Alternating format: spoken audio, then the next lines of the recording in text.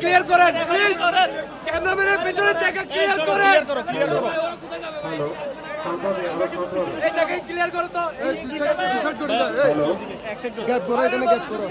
Cameraman মধ্যখানে থাকবে, এগুলো গ্যাপ করো, ওরা দুই সাইডে যাবে।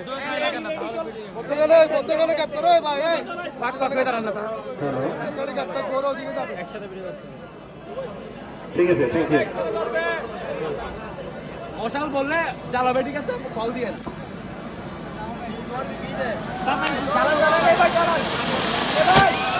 আমরা ফাঁদের দর্শকদের একটা আওয়াজ চাই। নামেন নামেন।